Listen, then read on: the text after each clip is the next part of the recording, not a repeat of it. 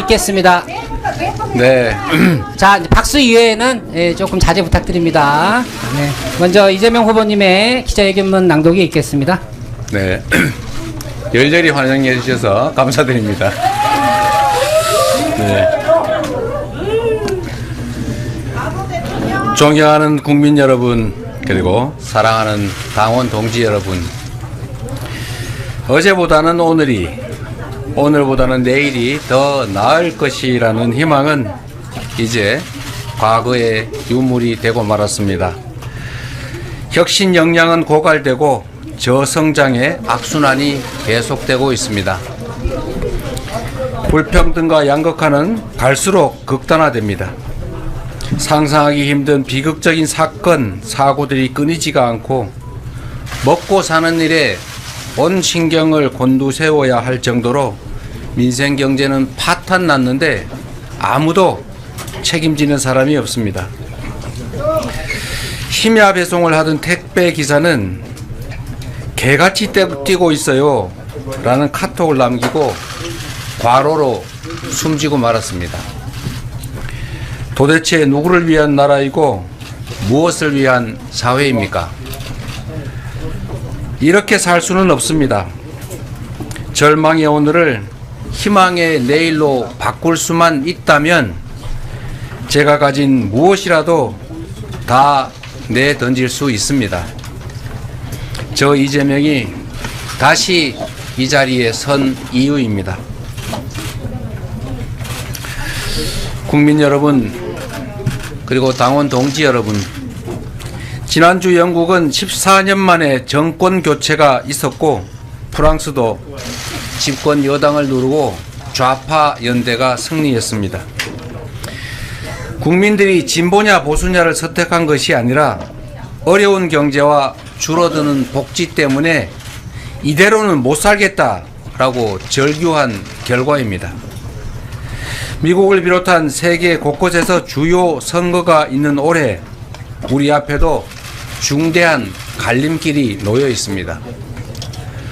국민의 목소리와 시대적 요구에 부응하며 새로운 시대로 나아갈 것인지 엄혹한 현실을 외면한 채 퇴보와 정체의 길을 계속 갈 것인지 선택은 바로 지금 이 자리에 있는 우리 자신의 몫입니다.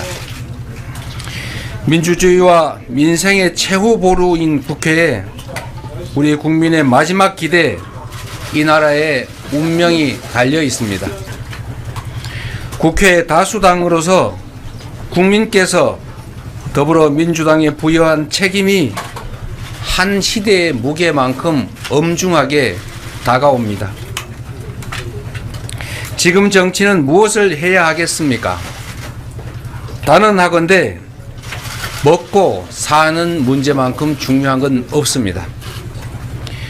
모든 국민이 안전하고 평화로운 환경에서 충분한 기회를 누리고 희망을 가지고 새로운 생명과 함께 행복을 누릴 수 있게 하는 것, 그게 바로 국가의 역할이고 정치의 책임입니다. 먹고 사는 문제를 해결하는 것, 바로 먹사니즘이 우리의 유일한 이데올로기입니다. 경제가 곧 민생입니다. 성장의 회복, 지속 성장이 곧 민생이자 먹사니즘의 핵심입니다. 국민 다수가 출생을 포기하고 자살률이 세계 최고일 만큼 희망과 미래가 없는 이 현실을 반드시 극복해야 합니다. 성장의 회복과 지속 성장이 더 많은 기회를 만들 것이고 더 많은 기회를 통해 더 나은 세상, 희망의 미래를 만들 수 있기 때문입니다. 바야흐로 인공지능으로 상징되는 과학기술의 신문명 시대가 기후위기에 대응한 에너지 대전환의 시대가 새롭게 열리고 있습니다. 재생에너지와 과학기술 중심의 신문명 시대는 위기이자 동시에 기회입니다. 외면하면 도태 위험에 시달리는 추격자가 되겠지만 능동적, 적극적 대응으로 무한한 기회를 누리는 선도자가 될 수 있습니다. 이제 사람의 노동으로 필요한 것들을 생산하는 시대는 갔습니다. 인공지능 로봇이 인간 노동을 대부분 대체하는 초과학 기술의 시대가 열리고 있습니다.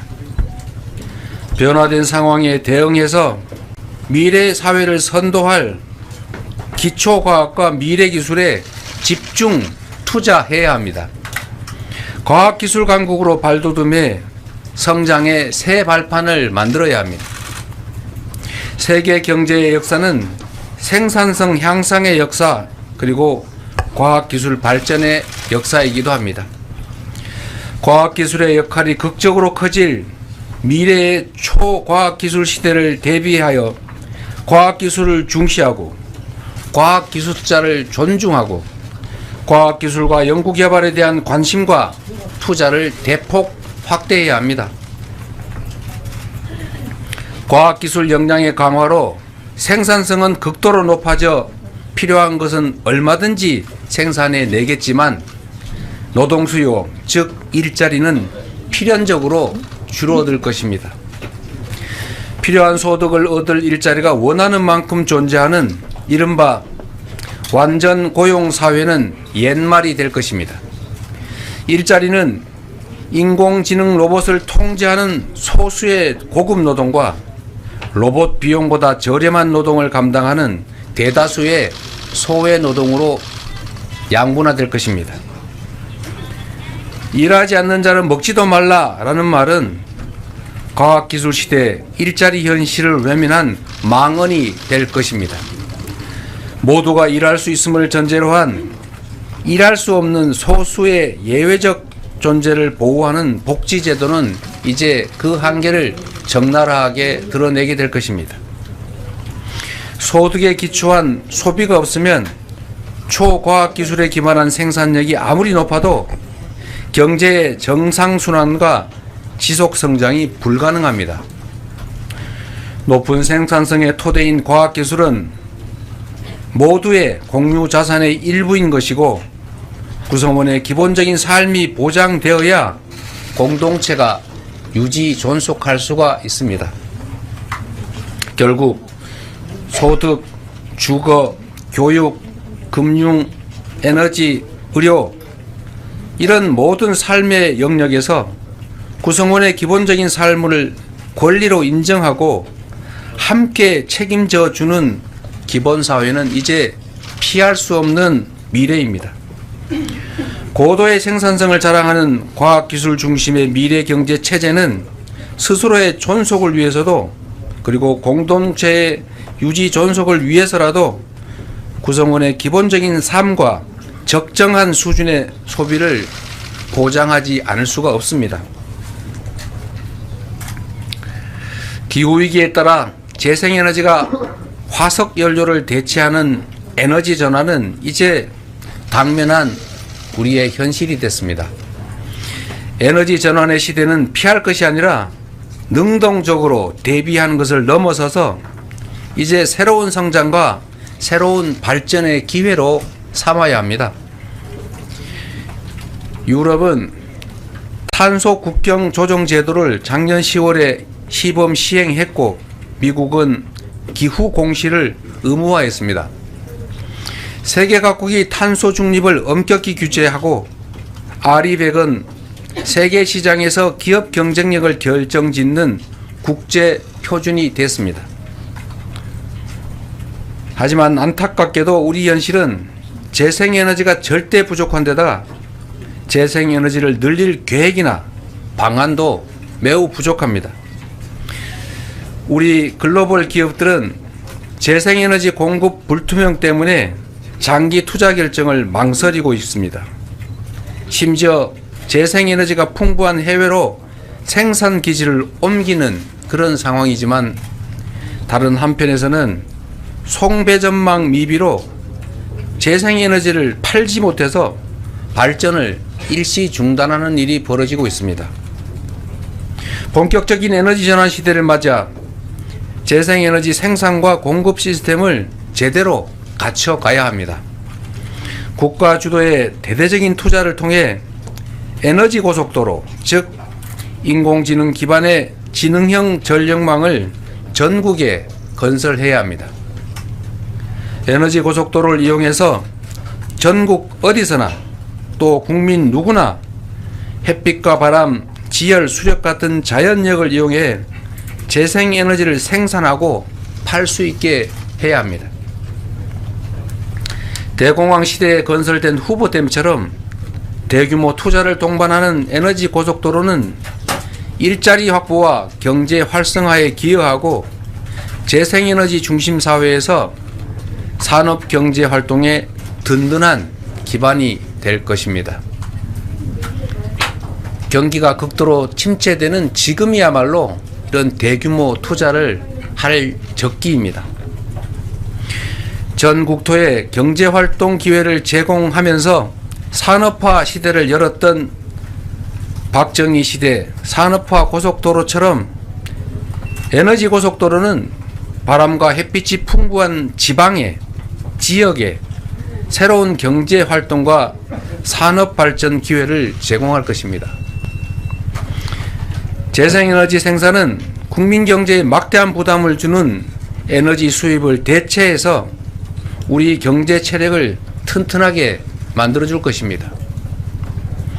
에너지 고속도로는 호남, 영남, 충청, 강원 등 서남 해안과 동해안의 낙후된 지역들이 소멸 위기에서 벗어나 새로운 성장 발전의 기회를 누리게 할 것입니다. 송전 거리에 비례한 요금 제도가 도입되면 재생에너지를 대량 생산하는 낙후된 지역에 상대적으로 값싼 전기요금으로 아리백 전용단지 같은 새로운 산업 기반도 만들어질 것입니다. 여기에 지방 우대형 세금 감면 제도, 규제 합리화가 더해진다면 우리의 핵심 국가 과제인 균형 발전도 현실이 될 수 있습니다. 주민들이 지방을 떠나는 이유는 농업이나 어업 등으로는 풍요한 삶을커녕 기본적인 삶조차 유지할 수 없기 때문입니다. 햇빛, 바람 같은 무한 자원으로 재생에너지를 생산해서 판매하는 새로운 소득 기반이 생겨나고 먹고 사는 문제가 해결돼서 여유로운 삶이 가능해진다면 떠나는 지방은 저절로 돌아오는 지방으로 바뀔 것입니다. 신안군은 태양광 발전 소득의 일부로 주민에게 소액의 햇빛연금을 지급하며 향후에 그 지급액을 늘려갈 계획인데 전국 지방자치단체 중에서 유일하게 섬으로만 이루어진 매우 어려운 군이지만 이 소액의 햇빛연금만으로도 유일하게 인구가 늘어나는 군이 됐습니다. 앞으로 도래할 재생에너지 중심사회에서 기본소득의 주축이 될 햇빛연금의 가능성을 확실하게 보여주고 있는 것입니다. 위기를 기회로 바꾸는 이 같은 혁신을 위해서는 기업과 국가가 2인 3각으로 움직여야 합니다. 인문학과 공학이 융합하고 대학과 기업, 정부가 서로 협력해야 합니다. 코로나 백신 개발로 유명한 모더나 뒤에는 미 국립보건원과 국방성 연구부서가 있었습니다. 20년 동안 딥러닝 연구를 지원한 캐나다 정부가 있었기 때문에 토론토 대학교가 인공지능의 메카가 된 것입니다. 안타깝게도 우리나라 AI 인재들은 더 좋은 환경과 지원책을 찾아서 해외로 빠져나가고 있습니다. 지난 10년간 인재들이 매년 3만 명씩이나 해외로 이주했다고 합니다. 놀랍게도 석사 출신 인재의 40%가 국내가 아닌 해외에서 일하고 있습니다. 기술을 주도할 인재 양성에 과감하게 투자해야 합니다. 창조는 수많은 도전과 실험 위에서 가능합니다. 과학기술 분야를 포함한 연구 개발 예산을 꾸준하게 확대해 가야 하는 이유입니다.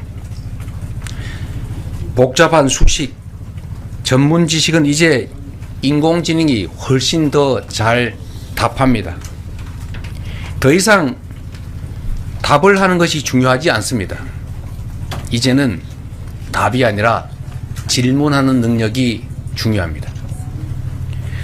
정답이 있는 연습 문제만 풀어온 우리 사회가 인공지능 시대로 제대로 진입하려면 혁신적인 도전과 실험을 장려할 뿐만 아니라 실패를 자산으로 삼는 문화가 만들어져야 합니다. 지금 시장은 다품종 소량 생산을 넘어서서 개인 주문 생산으로까지 발전하고 있는데 우리 교육만 여전히 대량 생산 시대에 머물러서 수십 년 전 내용을 똑같이 모두에게 가르치고 있습니다. 이제 창의적으로 사고하고 질문하는 능력을 키우는 미래 교육이 절실합니다. 우리도 독창적 교육이 가능하도록 창의적인 그리고 개성 있는 질문이 가능하도록 혁신적인 교육 프로그램을 도입해야 합니다. 아시는 것처럼 대한민국은 전 세계에서 산업 현장에 로봇이 가장 많은 나라입니다. 그만큼 일자리는 줄고 위기감은 나날이 커지고 있습니다. 가만히 앉아 위기를 바라보고만 있을 수는 없습니다. 위기를 기회로 바꿔야 합니다. 경제의 역사는 과학기술 발전의 역사인 동시에 노동시간 단축의 역사 그리고 일자리 나눔의 역사이기도 합니다. 인공지능과 신기술을 통한 생산성 향상은 반드시 노동시간 단축으로 이어져야 합니다. 노동의 양으로 승부하는 시대는 이미 지났지만 대한민국 노동자들은 여전히 세계에서 가장 오래 일하는 사람들 중 하나입니다. 노동시간을 단계적으로 줄여서 먼저 주 4.5일제를 자리 잡게 하고 최소한 2035년까지는 주 4일 근무제로 가야 합니다.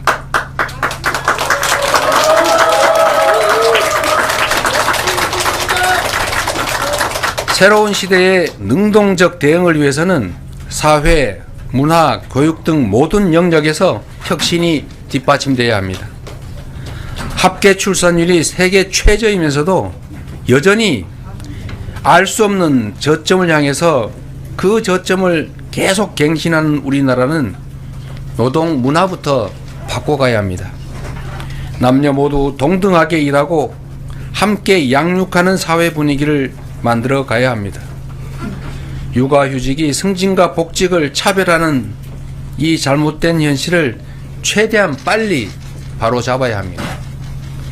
이제 출산과 양육이 개인의 책임이던 시대에서 우리 공동체 모두의 책임인 시대로 전환해 가야 합니다.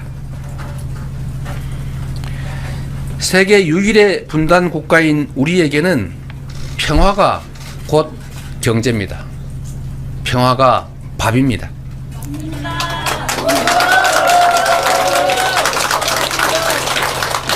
안보가 그래서 곧 민생인 것입니다.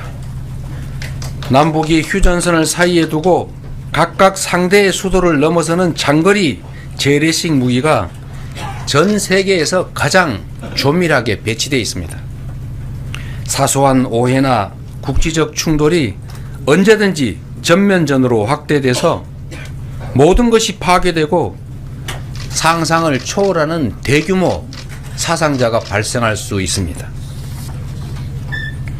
국지적 충돌이나 군사적 긴장도 경제 활동을 위축시켜서 우리 국민들의 민생고를 악화시킵니다.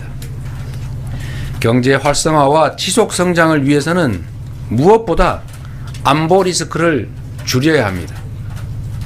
난데없이 하늘에서 오물풍선이 떨어지고 남북이 일촉즉발의 군사 충돌 위험에 놓이는 것은 지정학적 리스크, 코리아 디스카운트를 심화시킵니다.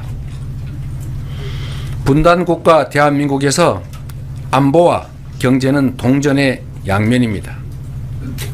안보를 강화하고 평화를 보장해야 비로소 경제가 삽니다. 민생이 회복되는 것입니다. 싸워 승리하는 것보다 싸우지 않고 이기는 것이 낫고, 싸울 필요 없는 평화를 만드는 것이야말로 최상의 안보이자 경제 정책입니다.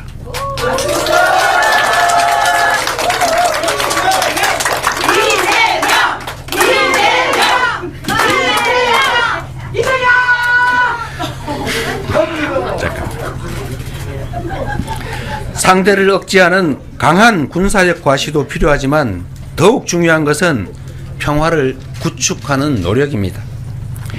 외교의 목적은 국익입니다. 해양과 대륙 세력이 접하는 한반도의 특성상 외교의 역할은 더욱 중요합니다. 국민의 삶에 도움이 되는 외교가 되기 위해서는 국익 중심의 실용 외교가 반드시 필요합니다. 외교가 우리 기업과 경제인들의 대외 국제 경제 활동을 제약하는 것이 아니라 경제 영토 확장을 통해서 이들의 대외 경제 활동에 도움을 줄 수 있어야 합니다. 우리 사회의 가장 큰 문제는 미래의 비전, 꿈이 사라졌다는 것입니다. 불안한 미래가 절망을 부르고 저출생을 낳고 삶을 포기하도록 강요합니다. 10년 후, 30년 후, 50년 후 우리 사회가 어떤 모양이어야 할지 우리 모두가 함께 고민해야 합니다. 우리가 마주할 미래는 인공지능 로봇이 대부분의 생산을 담당하고 극단적인 양극화가 진행될 세상입니다. 모두의 기본적 삶을 보장하고 적정한 소비를 유지하지 못하면 과학기술 기반의 높은 생산성이 오히려 경제 체제와 우리 공동체의 존속을 위협할 것입니다. 과학기술 중심의 신문명 사회로 변모하면서 필연적으로 맞닥뜨릴 이 위기를 기본사회로 대비해야 합니다. 소득, 주거, 금융, 의료 등 우리 국민의 기본적 삶을 우리 국가 공동체가 함께 보장하고 일정한 소비를 유지함으로써 경제의 선순환과 지속성장을 유지하고 구성원들의 미래에 대한 불안을 줄여야 합니다. 바람, 햇빛 같은 자연자원을 이용한 소득을 모두가 함께 누리는 바람연금, 햇빛연금 등을 활성화해서 재생에너지 사회를 준비함과 동시에 새로운 산업발전, 지방발전, 균형발전, 경제 재도약을 추진해야 합니다. 출생아를 부모의 자녀가 아닌 우리 모두의 독립된 국민으로 인정하고 출생기본소득, 기본주거, 기본금융, 기본의료, 기본교육 등을 점진적으로 시행하고 확대해 나가야 합니다. 삶의 필수 조건이 된 에너지와 통신 같은 서비스도 가능한 범위 내에서 점진적으로 기본적 이용권을 확보해 가야 할 것입니다. 존경하고 사랑하는 당원 동지 여러분, 대한민국의 새로운 미래와 성장 동력을 만드는 일, 기본적 삶이 보장되는 희망 사회를 만드는 일, 다시 뛰는 대한민국을 만드는 일은 제1정당이자 수권정당인 우리 더불어민주당의 책임입니다.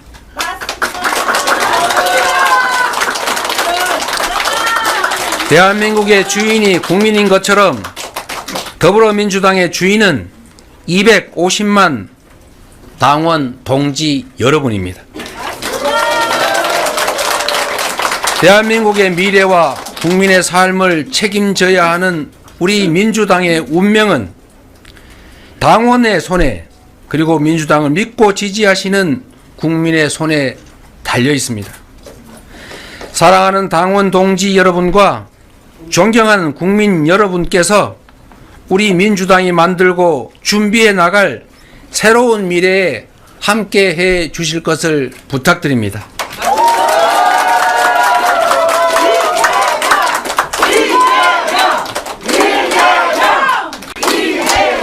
(250만) 민주당원과 우리 민주당을 아끼고 사랑하시는 국민들께서는 위기를 기회로 바꾸는 DNA와 집단 지성으로 헌정사 최초의 야당 과반 의석, 그것도 압도적 과반이라는 국민적 승리를 만들어 내셨습니다.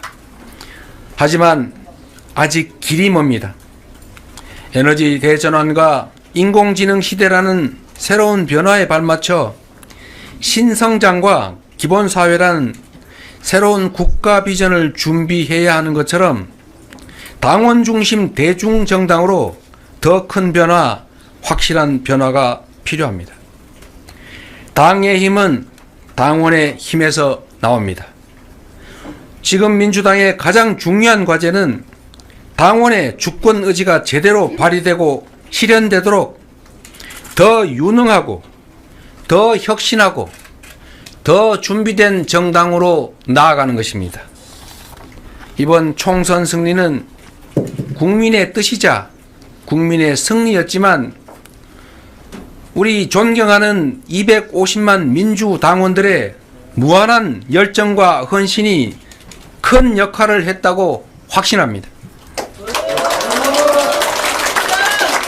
더 많은 민주당원들이 더 큰 자부심과 열정으로 더 단단하게 뭉쳐 다음 지방선거에서 더 크게 이기고 그 여세로 반드시 다음 대선에서 승리해야 합니다.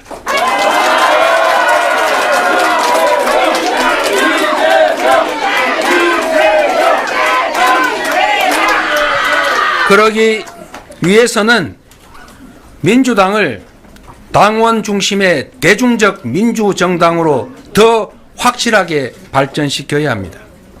당원이 당의 진정한 주인으로서 당 활동에서 소외되지 않고 자긍심과 책임감으로 당의 의사와 활동에 적극 참여할 수 있도록 하겠습니다.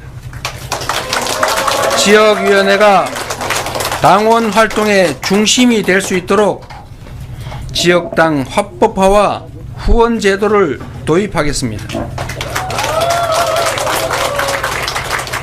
디지털 관리자인 CDO를 신설해서 일상적 정당 활동과 풀뿌리 생활 정치의 저변을 육성하겠습니다.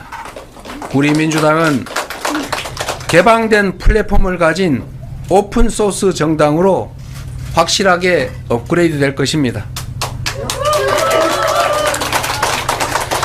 경제를 살려 국민의 삶을 개선하는 더 유능한 민주당, 사회를 바꾸고 미래를 주도하는 더 혁신하는 민주당, 정권 교체를 넘어 정치 교체를 선도하는 더 준비된 민주당이 되겠습니다.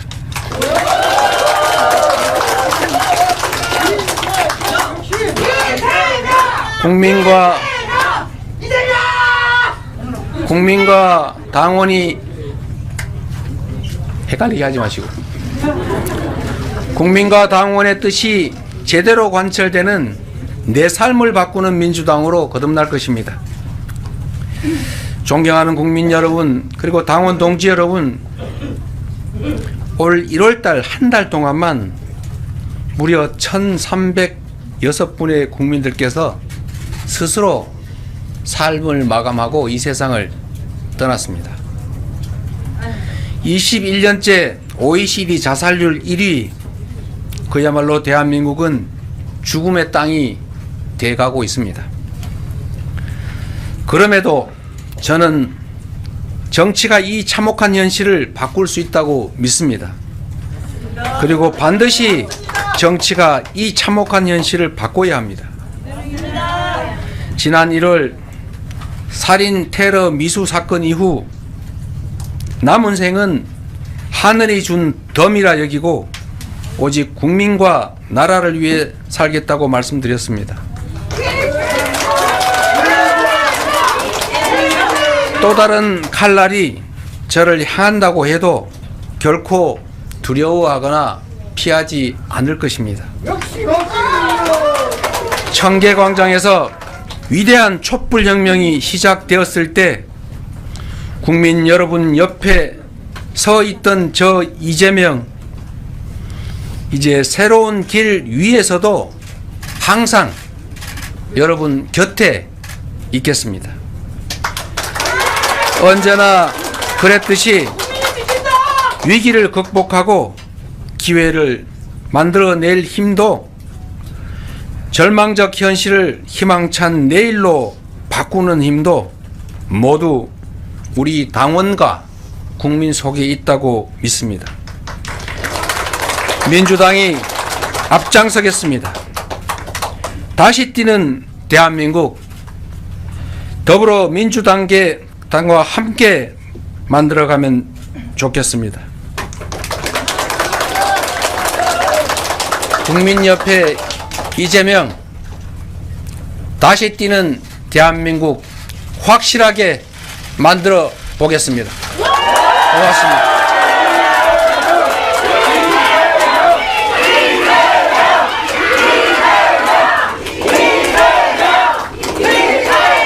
네.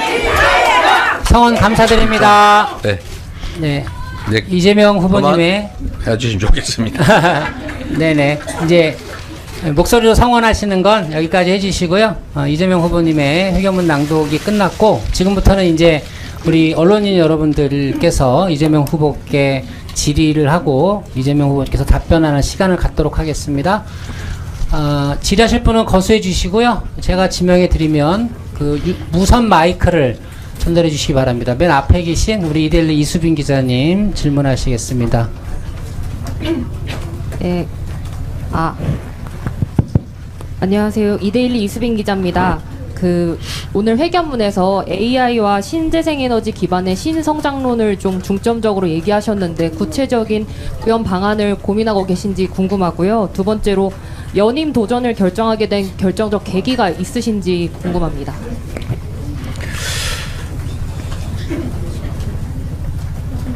네, 고맙습니다. 기자회견문 안에 자세히 담지는 못했지만 언제나 위기 속에는 기회가 있습니다. 전 세계 지금 재생에너지 비율이 전체 에너지의 30%를 차지하는데 우리 대한민국은 9% 정도에 불과해서 특정 대기업 집단 하나가 쓰기에도 부족하다고 합니다. 여러분 아시겠지만 이미 10년, 20년 글로벌 기업과의 장기 계약을 할 때 향후 재생에너지로 생산될 계획을 내라고 할 때 우리 국내 수출 기업들이 그 계획서를 내지 못해서 계약을 하지 못하는 사례가 발생하고 있다고 합니다. 그리고 어쩌면 국내에 있는 수출 기지들도, 생산 기지들도 재생에너지 부족을 해외로 옮겨가야 될 상황이라고도 합니다. 결국 국내에 좋은 일자리가 다 줄어들게 되고 국민 경제가 위축될 수밖에 없는 상황입니다. 정부의 전력 생산 기본 계획을 완전히 바꿔야 합니다. 그리고 지금 축소했던 2030년 재생에너지 생산 목표를 이 정부가 출범하면서 종전 문재인 정부 때보다 낮췄는데 빨리 복구시킬 뿐만 아니라 목표를 더 늘려야 합니다. 그렇게 하지 않으면 앞으로 10년 아니면 어쩌면 5년 후 우리 대한민국 수출 경제는 치명적 타격을 입을 수밖에 없습니다. 지금 이러고 있을 때가 아닙니다. 우리가 지금은 느끼지 못하지만 재생에너지 부족 문제로 5년 후, 10년 후에 대한민국 경제는 치명적 타격을 입고 어쩌면 괴멸될 수준으로 갈 수도 있습니다. 이 문제에 대해서 우리 국민들께서 좀 더 관심 가져주시기를 부탁드립니다. 정치도 마찬가지입니다. 재생에너지 중심 사회로 전환을 하는 것은 기본적으로 아까 말씀드렸던 것처럼 지역에서 재생에너지를 생산해도 지금 전력망 부족으로 팔 수가 없습니다. 제주도 같은 경우에도 풍력 발전기를 수시로 세웁니다. 사실 재생에너지를 생산해서 에너지 저장 시스템을 신속하게 확충하면 세울 필요 없이 에너지를 전기로 바꿔서 하다못해 자동차용 배터리로 쓸 수 있습니다. 그런 부분에 대한 지원이 필요합니다. 서남 해안이 바람과 햇빛 같은 재생에너지의 보고인데 문제는 송전망이 없어서 생산도 또 유통도 어렵습니다. 그래서 과거에 지방에서 농사를 짓고 고기를 잡고 물건을 생산해도 필요한 곳에 팔 수가 없었는데 소위 신장로 또는 고속도로를 건설해서 쉽게 팔 수 있도록 만들어 준 것이 우리 산업화의 기반이 됐던 것처럼 정부가 이런 경제 위기 때, 경기 침체 때 송배전망 같은 대규모 기반 시설을 건설하면 그 과정에서 일자리도 생기고 경제도 활성화되고 지방의 햇빛, 바람으로 전력을 생산해서 팔 수 있게 하면 지방 경제가 살아나는 것처럼 그야말로 지금이 대규모 재정 투자를 할 때라는 것입니다. 아끼는 게 능사가 아닙니다. 지금 쓰는 돈의 가치가 미래의 돈의 가치보다 훨씬 높다라고 하면 당연히 미래에 돈을 땡겨서 써야 되는 겁니다. 그건 개인들도 그렇게 합니다.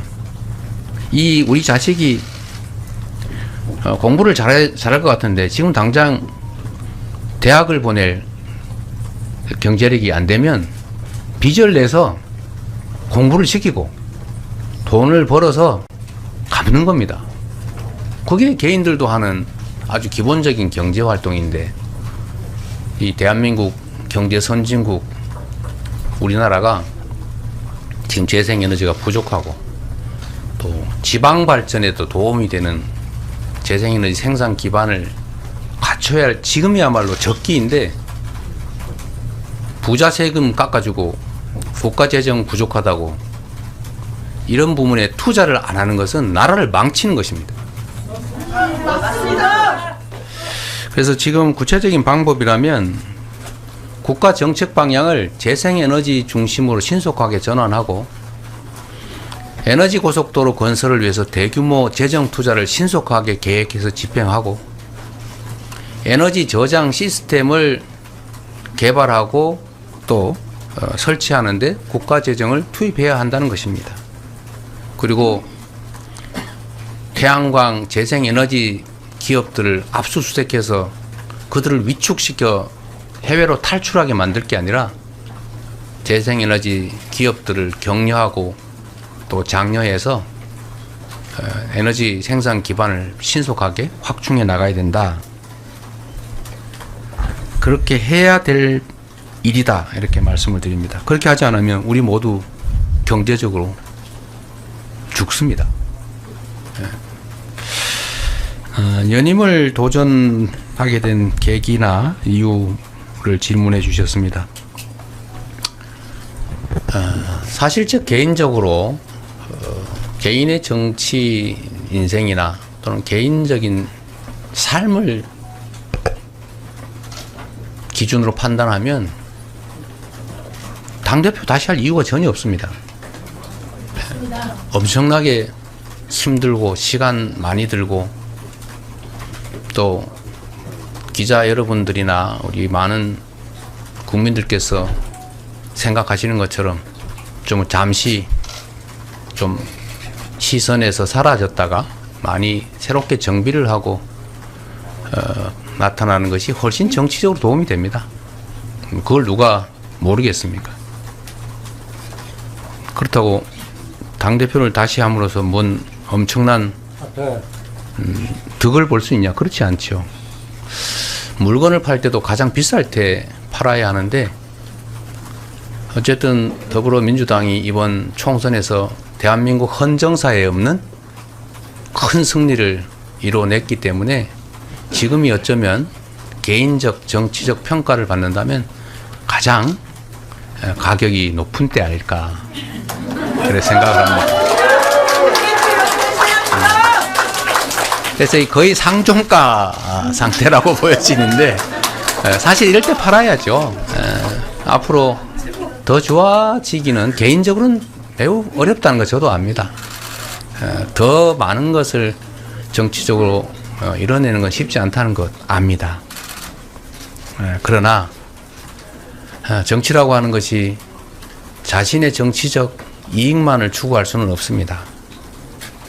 결국 책임이 따르는 것이고 그 책임의 핵심은 지금의 이 혼란스럽고 엄중하고 심각한 위기를 외면할 수 없다는 것입니다.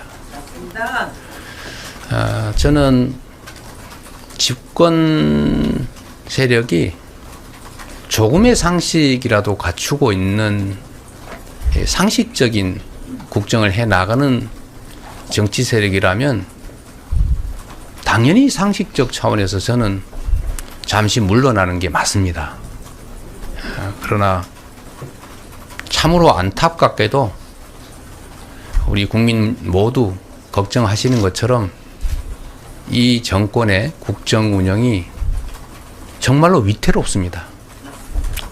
위태로울 뿐만 아니라 우리 국민들의 삶, 즉 민생이나 또 경제나 민주주의나 심지어 안보 문제까지도 위태롭기 그지없어서 단 한시라도 눈을 뗄 수가 없는 상태입니다. 정치인으로서 우리 국민들께 많은 은혜를 받았던 것처럼 우리 국민과 또 우리 당에 상응하는 책임을 져야 한다는 차원에서 많은 사람들이 개인적으로 조언할 때 말렸지만 그 책임을 회피하기 어려워서 다시 연임을 하게 됐다, 시도하게 됐다 이 말씀을 드립니다. 네, 감사합니다. 네, 잠깐만. 네. 예. 연호는 좀 자제해 주시기 바랍니다. 네. 네, 또. 네, 다음 질문 받겠습니다. 네, 우리 전자신문 최기창 기자님. 사회자께서 왼쪽에 있다 보니까 이쪽 왼쪽이 잘 안 보이시는군요. 네, 다음번에는 이쪽 칸으로 하겠습니다. 네. 예, 전자신문 책 기자입니다. 네. 전자신문 최기창 기자입니다. 연임 도전이 좀 어려운 결정이었을 텐데 어려웠던 만큼 원하시는 결과 얻으시길 바라겠습니다. 네, 기자회견문에 공감되는 부분이 좀 많아서 관련 내용 질문 드리겠습니다. 네. 대표님께서 이제 과학기술 투자의 중요성에 대해서 언급을 많이 하셨는데요. 다만 이제 과학기술 투자를 통해 먹고 사는 문제를 해결을 하려면 결국 과학기술과 연관된 산업 생태계를 함께 육성하는 것도 좀 중요하다는 생각이 듭니다. 근데 민주당은 지금까지 인공지능이나 플랫폼 등 기술 발전에 따른 새로운 산업에 대한 언급이 나오면 사실 규제가 필요하다는 접근을 먼저 해왔었는데요. 결국 대표님께서 오늘 말씀하신 대로 추진을 하려면 당내 반발들을 좀 조절해야 하는 역할을 해야 될 것으로 보입니다. 그럼 어떻게 구성원들을 설득하실 건지 보관이 있으신지 좀 말씀해 주시고 당대표가 되시면 혹시 AI 분야에 대한 당내 논의를 위해 인공지능 특위 설치 같은 것도 좀 고려를 하고 계신지 여쭙고 싶습니다. 네, 아주 좋은 질문 해주셨습니다. 공감되는 게 많다는 말씀도 감사드립니다. 기업 활동 또 산업 활동과 관련돼서는 언제나 이 규제 문제가 화두가 됩니다. 기업 활동하는 입장에서는 규제가 없을수록 좋겠지요. 그러나 또 한편으로는 공동체 유지를 위해서는 필요한 합리적 규제는 또 필요합니다. 그래서 저는 규제 완화 또는 규제 강화 이런 표현보다는 규제 합리화라는 표현을 저는 선호합니다. 규제 중에서도 불필요한 행정 편의적인 게 너무 많습니다. 제가 짧은 행정 경험을 통해서 보면 없어도 될 그런 규제나 절차들이 너무 많아요. 예를 들면 절차적으로 A 절차 끝나고 B 절차 끝나고 C 절차 끝나고 시간이 너무 많이 듭니다. 그래서 A 절차가 끝나지 않아도 다음 단계 B 절차를 동시에 시행하고 C 절차도 동시 진행하면 사실 시간을 3분의 1로 줄일 수 있는데 이거를 꼭 한 개의 절차가 끝난 다음에 다른 절차를 시행하게 이렇게 합니다. 그건 행정 관리상 편의 때문이죠. 그래서 저는 이런 것들을 좀 하나로 뭉쳐서 동시 진행하자 이런 걸 실제로 시행도 했고 많은 현장에서 호평도 받았습니다. 또 하나는 이 행정에 대한 규제나 관리가 너무 산발적입니다. A 부서, B 부서, C 부서, D 부서. 이 사람들이 A 갔다, B 갔다, C 갔다, D 갔다 왔다 갔다 뛰어다니라고 정신이 하나도 없어요. 너무 시간이 많이 걸립니다. 그래서 이것도 역시 원스톱 시스템을 도입해야 된다. 행정기관이 어느 장부든지 하나가 접수를 되면 자기들이 안에서 필요한 기관들끼리 다 협의해서 처리해 주면 되죠. 그런 거라고 세금 내지 않았습니까? 맞습니다. 네. 그래서 이런 방식의 규제 합리화가 필요하고 또 하나는 규제 내용의 합리화가 필요하죠. 예를 들면 지방에 대한 예를 들면 저는 그런 생각합니다. 지금 여기도 잠깐 언급했지만 재생에너지 산업에 대한 국가적인 지원이 필요하다라고 하면 당연히 이 분야에 대해서 세제 혜택이든지 아니면 재정 지원이든지 이런 것도 필요하고 또는 연구개발에 장애가 되는 요소들을 최소화해주고 예를 들면 저는 지방에 예를 들면 아리백 산단을 만든다든지 또 재생에너지 중심의 기업들을 유치를 하면 거기에 대해서는 특별하게 정말로 꼭 필요한 것 외에는 합리화해 줄 필요가 있다. 즉 규제 프리 지역을 좀 만들어 줄 필요가 있다. 그런 생각도 하죠. 또 세제 지원, 재정 지원, 예를 들면 규제 합리화, 물론 완화를 의미하겠죠. 이런 것들이 필요합니다.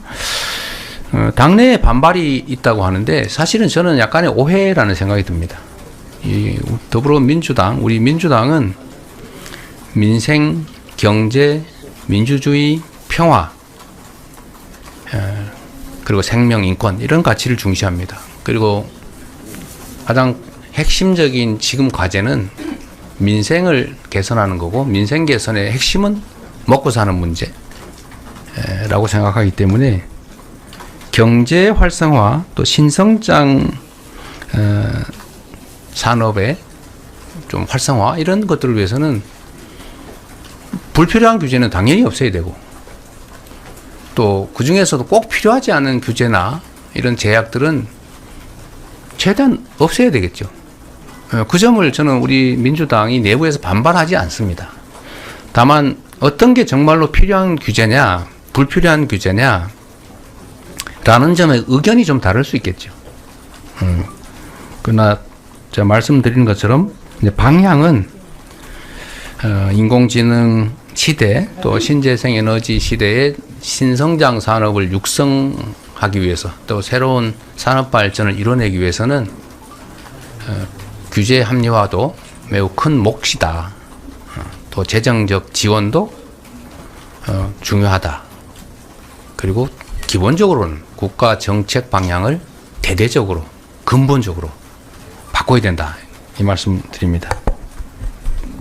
인공지능 특위를 만들 것이냐는 문제는 뭐 좋은 제안이십니다. 좋은 제안이시고 이게 실제로 새로운 산업 발전이나 또는 미래 사회로 진입을 위해서는 좀 우리의 생각도 좀 바꿔야 되기 때문에 그런 근본적 논의, 연구 그리고 정책 수립 추진 기구가 필요하다는 생각은 공감합니다. 이름이 뭐가 될지 모르겠지만 지금 안 그래도 미래기획 조직, 미래기획 뭐 이런 위원회를 안 그래도 구성해서 현실적으로 지금 논의하고 있기는 합니다. 아마 그 중에 한 부분이 될 수도 있고 별도로 할 수도 있을 것 같습니다. 네, 다음 질문 받겠습니다. 후보님 지적처럼 이쪽 편에 OBS 이 기자님 질문하시죠. OBS입니다. 대표님 연임이 이제 확실시 되는 상황에서 대표님 1인 독주 체제는 차기 대선에도 도움이 안 된다 이런 지적이 나오는데 어떻게 보시는지 궁금하고요. 오늘 토끼 달 오셨는데 거꾸로 다신 것 같아서 아, 그런가요? 죄송합니다. 제가 이러다 삐삐 돌아가서 미안합니다. 좋은 지적해줘서 고맙습니다. 이것도 하나의 가십거리가 되겠군요. 다른 의도는 전혀 없습니다. 네. 네, 감사드리고요. 이런 것들은 지적해 좀 고맙죠. 연임이 될지 안 될지는 우리 당원과 우리 국민들께서 판단하고 결정해 주실 것으로 생각합니다. 안 그래도 최소 3인의 후보가 지금 등록하게 되는 것 같아서요. 당원의 그리고 국민의 선택을 받기 위해서 최선을 다하도록 하겠습니다. 1인 독주 그런 지적들이 있는 것 같습니다. 그런데 저는 생각을 바꿔야 된다고 봅니다. 어느 쪽에서 이 현상과 사물을 보느냐의 차이. 우리 당원과 국민들이 어떤 도구를 선호하느냐, 어떤 대리인을 선호하느냐라는 측면에서 보아야지, 누가 과연 지도자냐, 누가 과연 아주 나쁘게 표현하면 권력자냐, 이렇게 보면 안 된다고 생각합니다. 저는 다양성 당연히 필요합니다. 그리고 입장이 다른 것이 당의 본질이기 때문에 이런 문제에 대한 지적도 당연히 일리가 있고, 또 이것도 1인이 아니라 2인, 3인, 4인 이렇게 많으면 좋겠지요. 그러나 그것은 국민들이 또는 당원들이 선택하는 유용한, 유력한 도구들이 많으면 좋겠다는 것이지, 유력한 도구가 어떤 게 앞서 있기 때문에 그걸 제거하고 비슷비슷한 크기의 도구를 많이 만드는 게 맞다, 이렇게는 생각하지 않을 것 같습니다.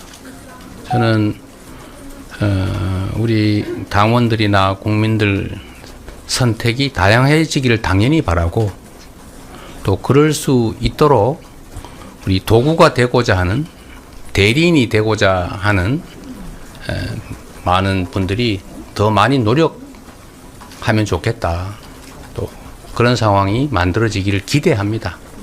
그러나 뭐 독주하려고 일부러 그렇게 만든 것도 아니고, 또 의도적으로 뭔 제도나 이런 것들을 고친 것도 아니고, 우리 국민들께서 또 우리 당원들께서 선택해 주시고 지지해 주시는 것에 대해서는 매우 감사하게 생각하고, 언제나 그 도구로서의 역할을 조금이라도 더 충직하게 또 충실하게 할 수 있도록 노력하는 게 제 몫이라고 생각합니다. 네, 답변 감사합니다. 다음 질문 받겠습니다. 채널A 이상원 기자님. 네, 안녕하세요. 네, 채널의 이상훈입니다. 비전을 많이 말씀해 주신 것 같아서 현안에 대해서 좀 질문을 드리겠습니다. 지금 민주당에서 현재 윤석열 대통령의 탄핵 청원과 관련해 청문회를 추진하고 있습니다. 오늘 추경호 원내대표가 기자간담회를 하면서 후보님에게 윤석열 대통령을 탄핵하는 것인지 아닌지 OX로 답해달라고 물어봤는데요. 이에 대한 입장이 좀 궁금하고요. 이어서 또 탄핵과 관련해서 검사 4명에 대한 탄핵소추안도 이제 민주당에서 당론으로 채택을 했습니다. 이에 대해서도 어떻게 생각하시는지 궁금합니다. 네. 이걸 바꿔야 됩니다. 세상의 모든 답에는 OX밖에 없다고 생각하는 생각, 그 생각을 바꿔야 합니다. OX 말고도 답은 많습니다. 그래서 우리가 교육을 바꿔야 한다고 합니다. 그 질문하는 능력을 길러야 하는 것이죠.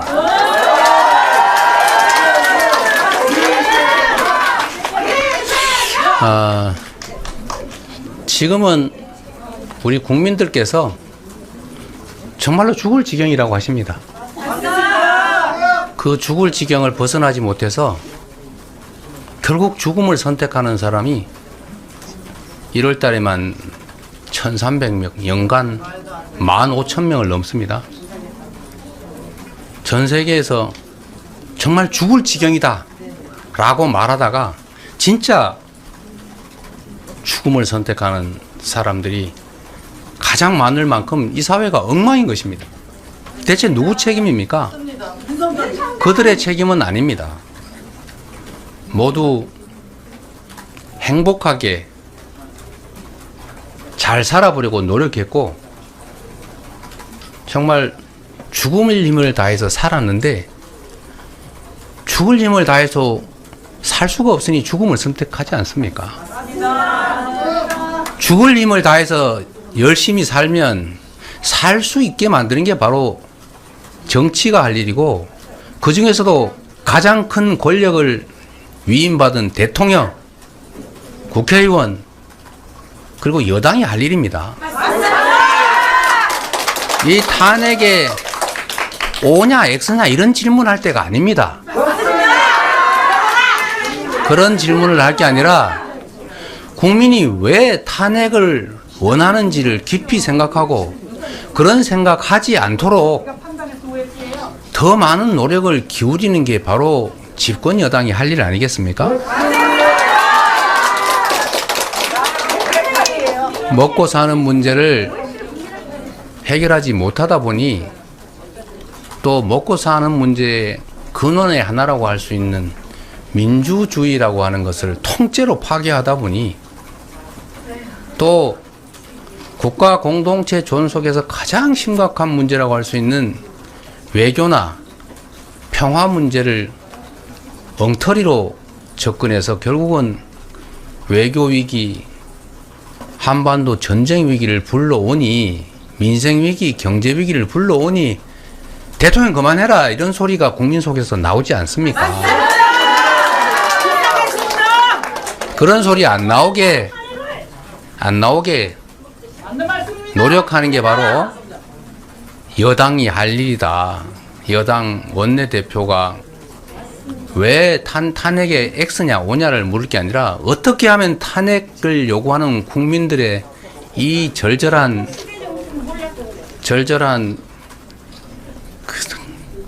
그 절박한 상황을 해결할 것인가를 우리한테 물어야 합니다. 그 질문을 진지하게 해주면 저희도 얼마든지 그에 대한 답을 만들어 드리겠습니다. 어떻게 하면 국민들이 대통령에 대한 원망이나 여당에 대한 원망을 거두고 기대를 하게 할 것인지는 지금 여야가 머리를 맞대면, 또 대통령과 야당이 머리를 맞대면 얼마든지 지금도 문제를 해결할 수 있습니다. 저는 탄핵이냐 아니냐 이 질문보다는 어떻게 하면 국민들 먹고 사는 문제를 해결하고 또 현재 이 민생, 경제, 외교, 안보의 위기를 넘어갈 것인지를 연구하고 논의하고 또 방안을 만들어내야 된다고 생각합니다. 탄핵 소추, 검사에 대한 탄핵 소추를 가지고 말이 많은데, 대한민국이 어느 순간부터 질서 유지를 담당하는 최후의 권력이라고 할 검찰이 근본 질서를 파괴하는 세력이 되고 말았습니다. 공동체가 유지 존속하는데 가장 중요한 것 중에 하나가 합리적 질서를 유지하는 것입니다. 그리고 그렇게 하기 위해서 소수의 검사들에게 수사권, 기소권, 형 집행권 이런 형벌에 관한 거의 절대 권력을 부여했습니다. 전 세계에서 대한민국 검사만큼 많은 권력을 가진 공직자는 없습니다. 일제시대에 독립군들을 때려잡기 위해서 검사들에게 온갖 재량 권한을 부여했는데 그게 지금까지도 그대로 유지되고 있습니다. 권력이 큰 만큼 책임도 큰 것입니다. 그런데 책임을 지는 게 아니라 그 권력을 이용해서 자신들의 책임은 그야말로 최소화 또는 극소화하고 그야말로 책임을 지지도 않고 그 권력을 이용해서 사익을 특정 권력을 편드느라 또는 특정 권력 자체가 돼서 질서를 파괴하는 행위를 하니까 당연히 국회가 가진 권한으로 조금이나마 눈꼽만큼이나마 책임을 물어야 하지 않겠습니까? 그게 바로 탄핵인 것입니다. 세상에 특활비 가지고 술을 먹고 뭐 이상한 일을 했다든지 또는 피의자를 조사하라고 했더니 그 권력으로 부적절한 관계를 맺는다든지 진실을 찾아서 잘못한 데는 벌을 주고 잘한 것은 가려내라 했더니 그 권력을 이용해서 사건을 조작하고 진술 조작해서 사람을 모함하는 게 이게 검찰이 한 일이라면 당연히 그게 사실인지 아닌지를 조사하고 상응하는 책임을 물어야 합니다. 그런데 검찰 스스로 감찰을 하든지 징계를 하든지 수사를 하든지 해서 책임을 물어야 하는데 자기 식구라고 감싸느라고 아무것도 안 하고 오히려 그 문제가 있으니 조사해보자고 하는 것에 대해서 검찰 권력을 활용해서 무슨 수사를 하겠다는 둥 이렇게 협박을 하지 않습니까? 맞습니다. 대한민국 국회도 헌법기구이고 국민이 직접 권력을 부여한 합법적 기관으로 검사에 대해서 비리가 있는지를 조사하고 탄핵을 할 권한이 부여되어 있습니다. 그런데 국민으로부터 직접 권력을 위임받은 것도 아니고 위임받은 권력으로부터 간접적으로 임명된 검사들이 자신의 불법 행위를 스스로 밝혀서 책임을 지기는커녕 헌법상 권한에 의해서 책임을 묻겠다는 국회를 향해서 겁박을 하는 게 이거는 내란 시도 행위나 마찬가지입니다. 네, 엄정하게 조사하고 억울하지 않도록 사실에 기초해서 그 밝혀진 사실에 상응하는 책임을 지는 것은 초보적인 민주공화국의 상식이다. 이렇게 말씀드리겠습니다. 네, 감사합니다. 많은 좀 조용해 주시기 바랍니다. 미안합니다. 네, 우리 언론인 여러분들이 질문할 수 있게. 네. 많은 시간이 지나갔고 중요한 그래도 아니 조금 더 기회를 드리도록 하시죠. 네. 네. 정치연에 대한 질문이 질응답이 있었는데요. 그 추가 질문을 더 받겠습니다. 그러면 아까부터 손들어 주셨던 세계일보 기자님.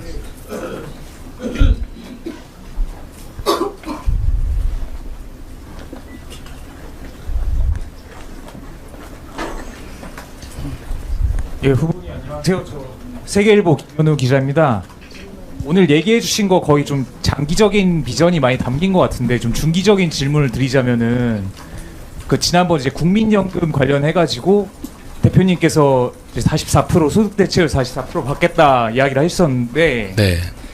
다음에 이제 대표가 되신 후에 국민연금 개혁안을 좀 추진할 보관이 있으신지 좀 여쭙고 네. 싶습니다. 네, 좋은 질문 감사드립니다. 사실 연금 개혁이라든지 우리 사회의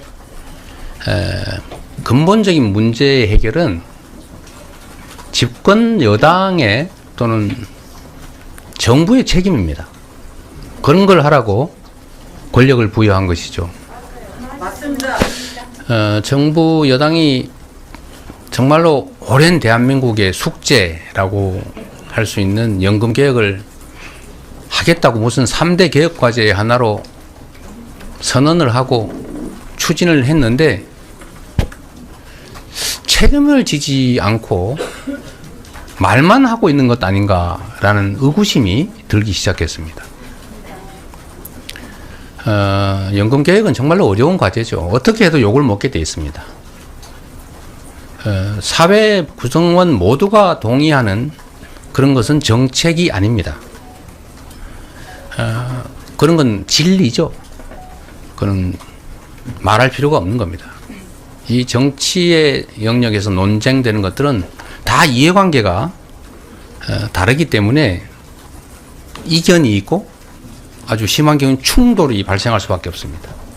그러나 충돌이 발생하더라도 공동체 전체를 위해서 해야 될 일은 해야 되는 것이고 저항과 갈등이 심하기 때문에 그 저항과 갈등을 이겨낼 수 있도록 국민이 권한을 더 적나라하게 표현하면 권력을 부여한 것입니다. 국민연금도 지금 반드시 개혁해야 합니다. 사실 야당으로서는 이 문제에 깊이 끼지 않는 게 유리합니다. 생색도 나지 않고 어차피 욕먹을 일인데 책임의 주체도 아니기 때문이죠. 그러나 대한민국 정치를 책임지고 있는 정치 세력의 한 부분으로서 또 국회의 과반 의석을 가지고 있는 압도적 다수당으로서 또 책임을 부여받은 정치인으로서 외면할 수는 없기 때문에 저는 비록 손실이 발생하더라도 이런 국민적 국가적 개혁 과제는 함께 해야 된다고 생각합니다.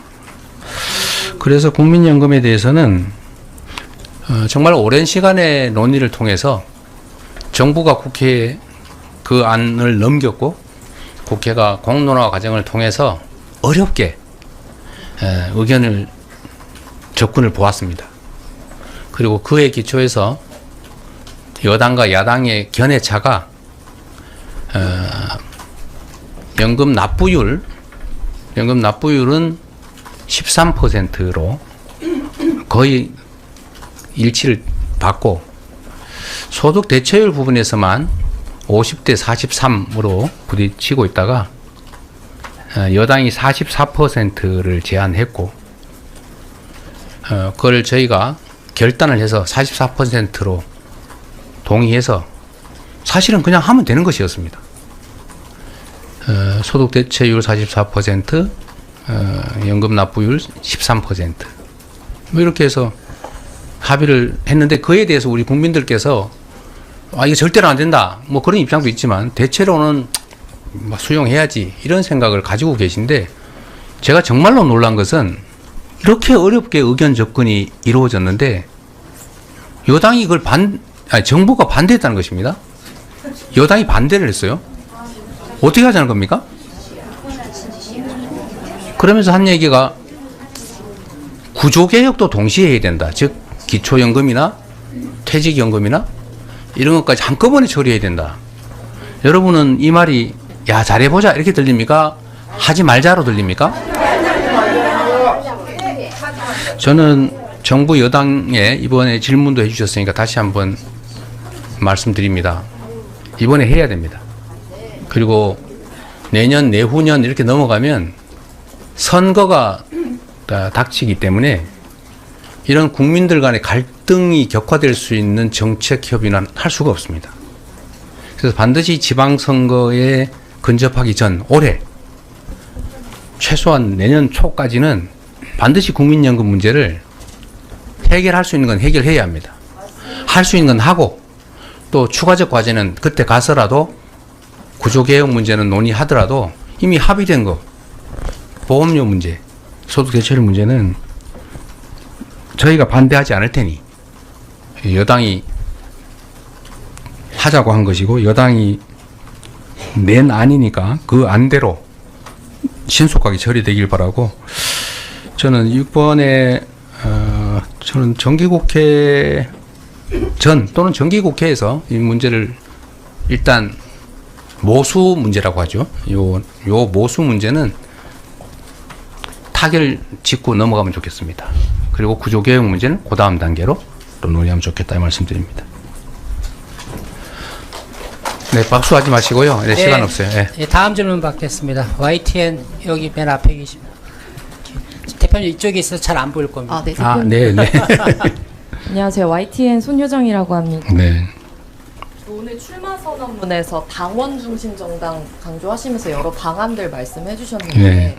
최근 당원 당규 개정 과정에서 당원권 확대 취지는 공감하지만 네. 방향성은 좀 반대한다는 당내 의견도 좀 많았었죠. 네. 그에 대해서 말씀해 주신 부분이 좀 대안이 될 수 있다고 생각하시는지 궁금하고 또 민주당이 당원권 확대를 강조하면서 중도 확장성에는 한계가 있다는 거 아니냐라는 지적이 나오는데 이 부분 또 어떻게 생각하세요? 네. 네, 좋은 질문 감사드립니다. 한번 말씀을 드리고 싶었는데, 말씀드린 것처럼 정당이라고 하는 것은 일종의 생각이 다른 사람들이 모인 무리이기 때문에 당이라고 합니다. 당연히 생각이 다를 수 있죠. 그리고 이 다름의 아주 대표적 케이스는 정말 당원 중심의 정당으로 갈 것이냐, 아니면 당원이 아니라 선출된 원내 국회의원 또는 당 지도부 중심으로 갈 것이냐. 이 논쟁은 아마 영원히 사라지지 않을 것입니다. 이거는 국가 공동체에서 직접 민주주의, 모든 것은 국가 구성원 모두가 함께 직접 결정하는 것이 옳다라는 입장. 그거는 우중정치로 흐를, 포퓰리즘으로 흐를 가능성이 있으니 선택된 소수의 냉철한 의사결정이 더 중요하다. 이런 간접 민주주의, 대의 민주주의 주장이 지금까지도 계속 논쟁되어 오는 것처럼 앞으로도 영원히 계속될 것입니다.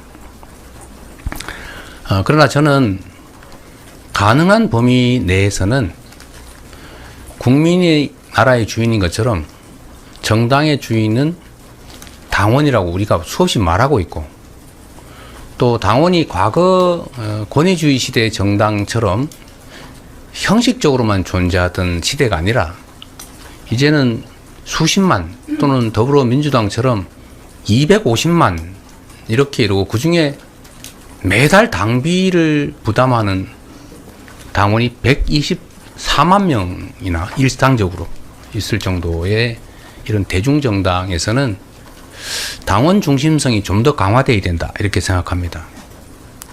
더불어민주당의 세입 중에 국가 보조금도 많습니다만 아마 계산해 보시면 1인이 당비를 평균 월 1,000원을 내면 12,000원이고 그 이상을 내는 분도 계시니까 이분들이 최하 125만 명이고 곱하기 12개월에다가 또 선거나 이럴 때 수십만 명이 또 늘어나고 5,000원이 아니라 그 이상으로 내는 분이 상당수 존재한다는 걸 생각해 보면 이 더불어민주당의 세입 중에 당비가 어느 정도 규모일지 아마 대충 계산이 가능하실 겁니다. 사실 더불어민주당은 당원들이 운영을 책임지는 정당이 됐습니다.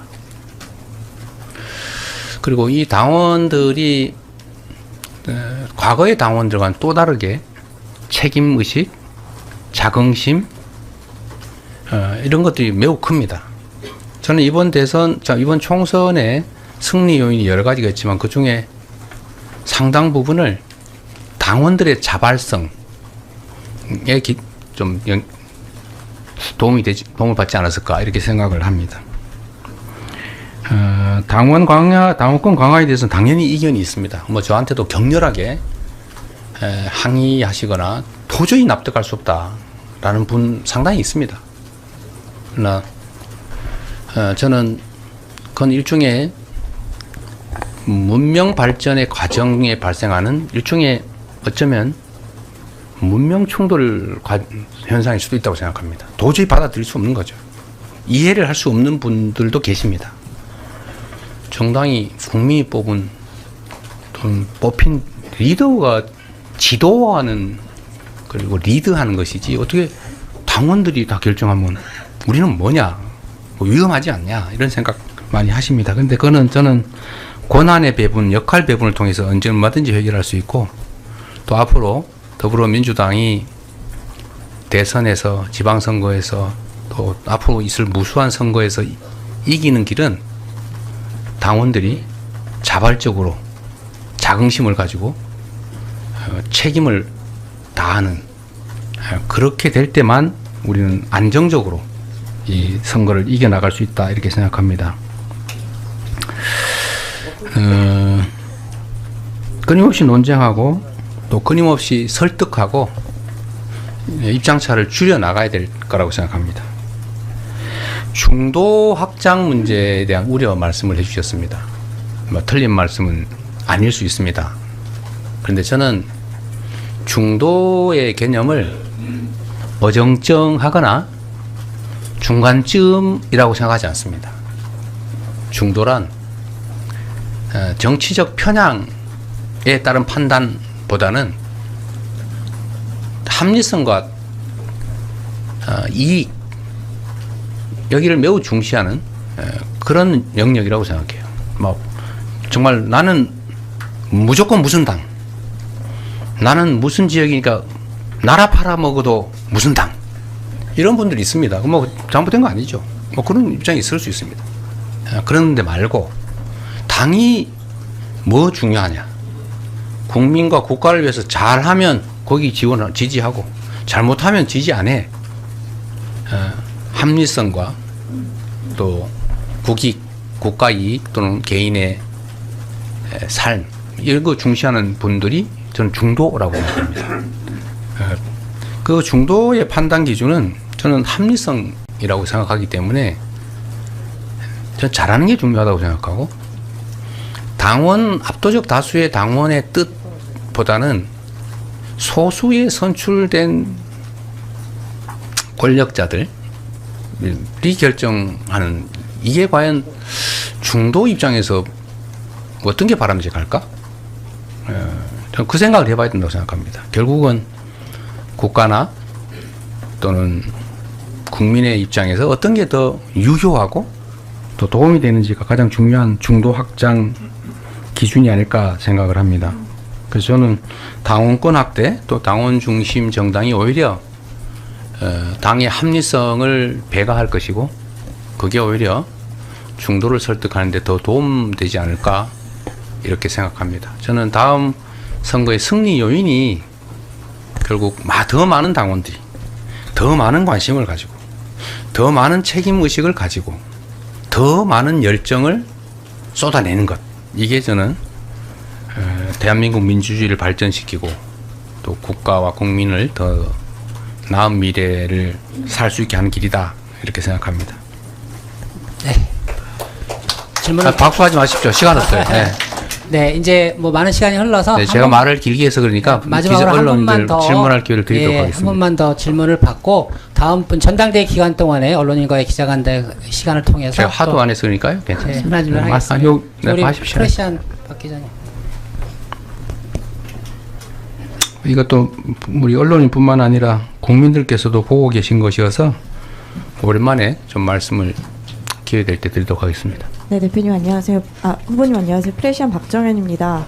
대선까지 이어질 이슈라서 좀 질문을 드리려고 하는데 박찬대 원내대표께서 종부세 폐지 필요성을 언급하시면서 당내 종부세 논란이 있었는데 그 후보님께서는 어떤 의견인지 좀 궁금합니다. 천천히 좀 생각해 보겠습니다.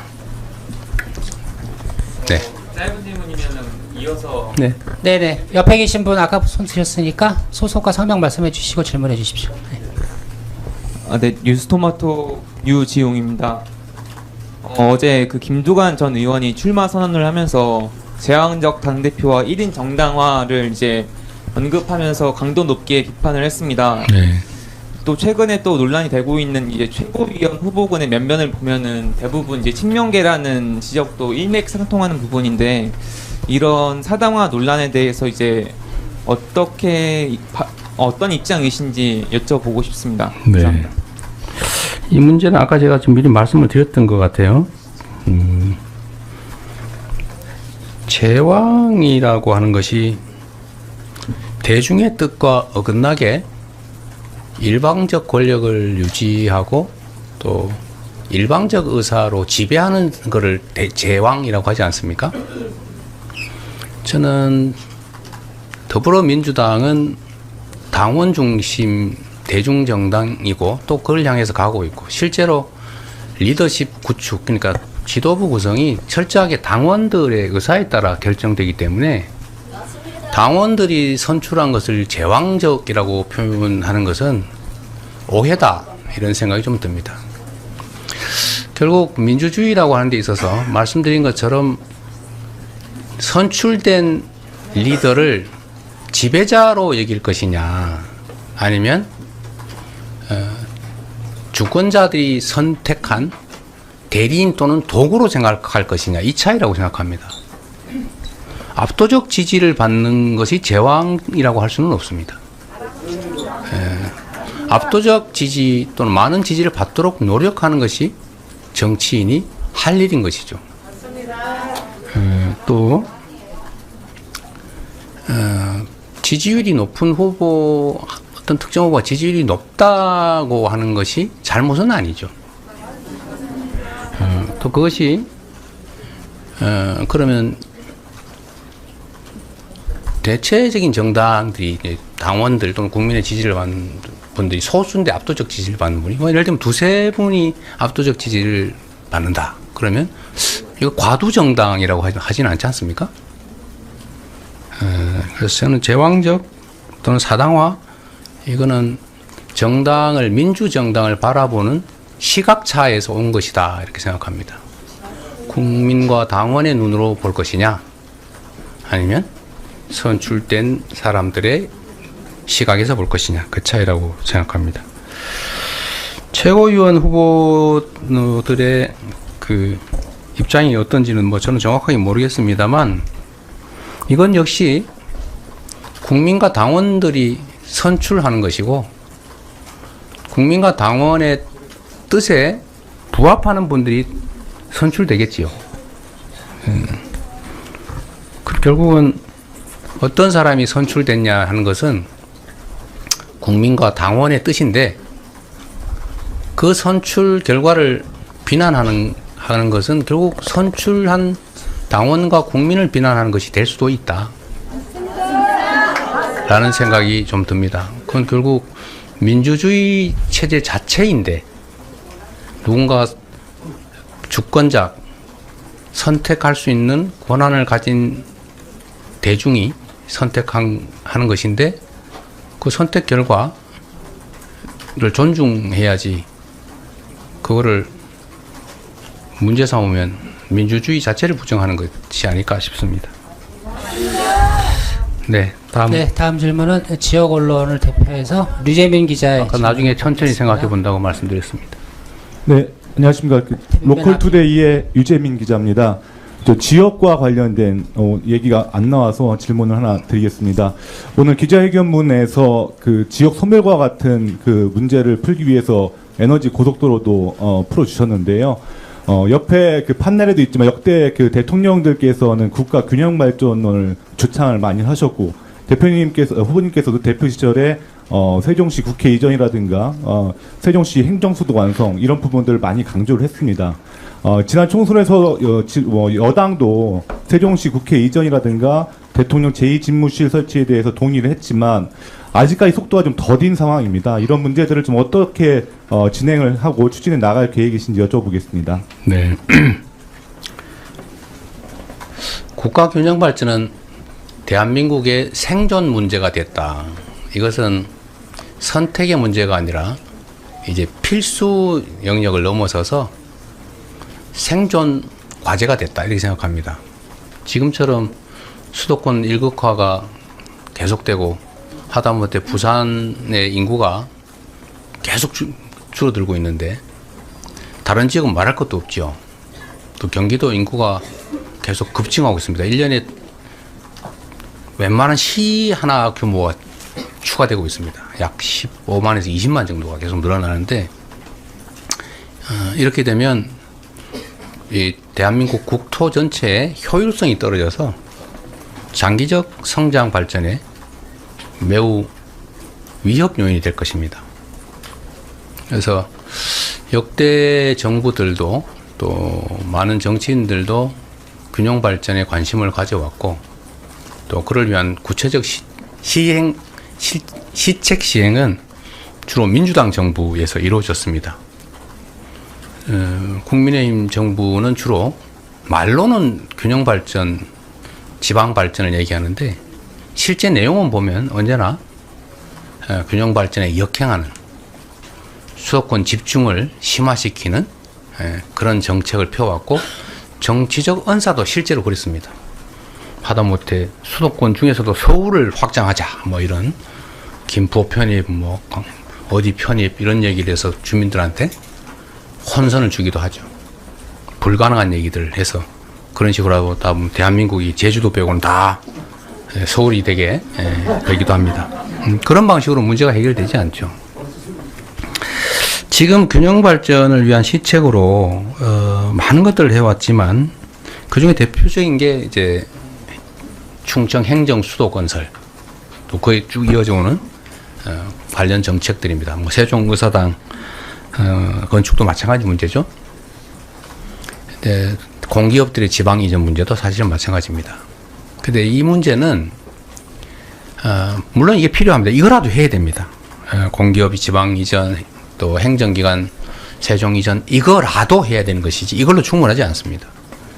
근본적인 문제 해결은 서울 또는 경기도 수도권이 아니라 저기 전남 신안에 가서도 저기 경상도 저기 청양 뭐 이런 데 가서도 영양 이런 데 가서도 살 수 있게 해줘야 됩니다. 근데 지금은 불가능하죠. 거기서 먹고 살 수가 없습니다. 결국 먹고 사는 문제를 해결하면 가지 말래도 가겠죠. 인구가 늘어나면 당연히 도시도 활성화될 겁니다.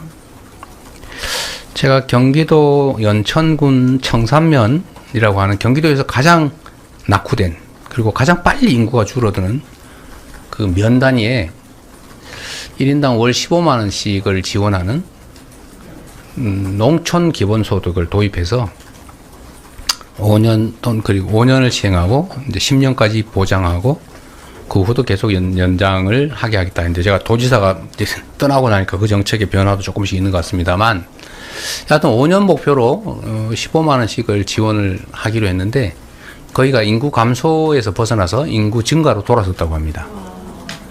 그리고 동네에 미용실이 생겼다고 합니다. 근데 그 이유는 15만 원을 지역화표로 지급해서 그 구역 내에서만 쓰게 했는데 그 지역을 활성화시키는 효과가 있었던 거죠. 말씀드린 것처럼 전남 신안군이 군 단위 중에서 가장 열악한데 유일하게 인구가 늘어나고 있습니다. 작년에도 191명 늘어났다고 해요.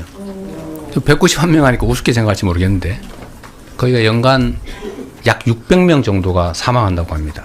그리고 신생아는 100명 이런 정도인데도 190몇 명이 늘어났으니까 상당히 많이 늘어난 거죠.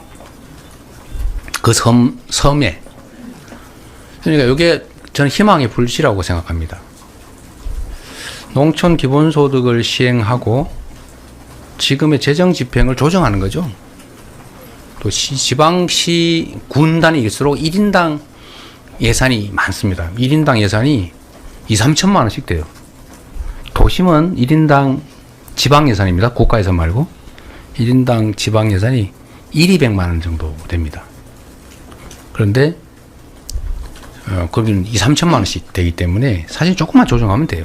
그래서 그런 기본소득을 도입하고 그 태양 햇빛 연금, 바람 연금을 받을 수 있게 해주고, 그래서 거기다 기초연금이나 이런 것들 조금만 더 하면 생계가 가능하면 도시에서 직장도 없이 이렇게 정말 죽어버릴까 살까 이런 고민하면서 살지 않아도 되죠. 그래서 이렇게 하는 게 저는 근본적인 균형 발전 정책이라고 보고, 정말로 다행스럽게도 에너지 전환이라고 하는 정말로 절호의 기회가 찾아온 겁니다. 우리가 일제시대에 신장로를 개설을 하면서 농업이 활성화됐습니다. 농사가, 그러니까 자기가 지어서 자기가 먹다 이제 팔 수 있는 길을 낸 게 바로 신장로죠. 뭐 여러분들은 신장로가 뭔 말인지 잘 모를지 모르겠는데 일제시대 때 차가 다닐 수 있는 길을 만들었는데 그걸 신장로라고 합니다. 옛날에 오솔길만 있었죠. 보부상들이 짐지고 다니는. 그런데 거기에다가 차가 다닐 수 있는 신장로. 그리고 거기 후에 이제 고속도로가 생겼죠. 직선으로 이렇게. 그래서 이게 이제 산업화의 토대가 됐는데, 저는 에너지 고속도로 건설이 에너지 수입도 대체하고 햇볕연금, 바람연금 등등을 통해서 지방이 살 길도 열고, 또 가까운 지역에서 서남해안 뭐 이런 쪽이 주로 에너지의 보고니까요. 송전 거리에 따라서 원래 비용이 많이 듭니다. 원래는 에너지 생산 지역으로부터 멀리 떨어져서 송전받는 지역은 전기 요금이 더 비싸고 가까운 곳은 싸야 정상이에요. 근데 지금은 안 그렇죠. 네, 이것도 이제 곧 도입이 될 텐데, 그렇게 되면 서남 해안 지역에 산업시설이나 이런 것들이 또 생겨날 수밖에 없죠. 거기 싸니까. 거기다 약간의 세제 혜택과 재정 지원들을 또 규제 완화를 해주면 저는 새로운 기회가 생긴다. 이런 게 저는 진정한 균형 발전 정책이라고 생각합니다. 그리고 지금이 절호의 기회다. 지금처럼 경기가 나쁠 때, 대공황 때 미국의 50년 호황의 토대가 만들어졌습니다. 대공황으로 많은 사람들이 직장 잃고 공장이 문 닫고 막 폐허가 됐을 때 루즈벨트가 새로운 제도를 시행하기 시작했죠. 노동권을 보장하고 노동자들이 파업할 수 있게 해주고 노동조합 만들 수 있게 해주고 세금 올려서 분배를 강화하고, 그래서 미국의 중산층이 드디어 만들어지면서 50년 미국 호황을 만드는 토대가 됐죠. 그래서 우리도 지금이 정말로 위기인데, 이럴 때야말로 온 국민이 공감하는 속에서 대대적인 미래 신성장 경제 체제를 위한 투자를 할 때다. 이게 지역 균형 발전에도 정말 결정적으로 도움이 될 거다. 그런 생각합니다. 트루경제 윤도현 기자라고 합니다. 국민의힘이 전당대회를 앞두고 김건희 여사 문자 논란으로 내부 갈등이 벌어지고 있는 상황인데, 이번에 민주당 전당대회는 어떤 전략으로 나가실 생각입니까?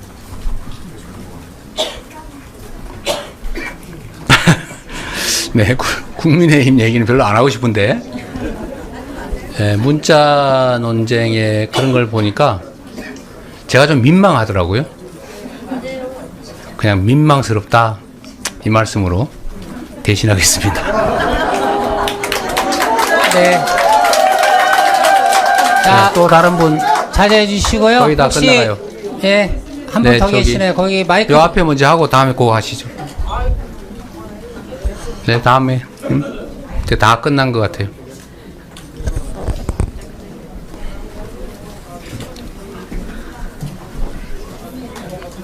우리 최고위원 후보님도 거기 서 있는 거 심심하시면 이리 오시죠. 괜찮을 것 같은데? 네, 오십시오. 네, 뭐 다 끝났으니까 이제. 네. 그래서 사진으로 같이 찍게요. 네. 이쪽으로 가까이 오세요. 네, 질문하시죠. 네, 후보님. 네, 좀 크게 말씀해 주세요. 네, 후보님 안녕하세요. 저 한국경제신문의 배성수 기자라고 하는데요. 네. 아까 그 당원 더 잘하시다시피 이제 당원분들의 이제 스펙트럼이 많이 넓어지셨는데 네. 아까 종부세 관련해서는 이제 천천히 생각해 보시겠다고 이렇게 아까 말씀하셨는데 종교세 얘기를 하셔서 종교세 아니었어요?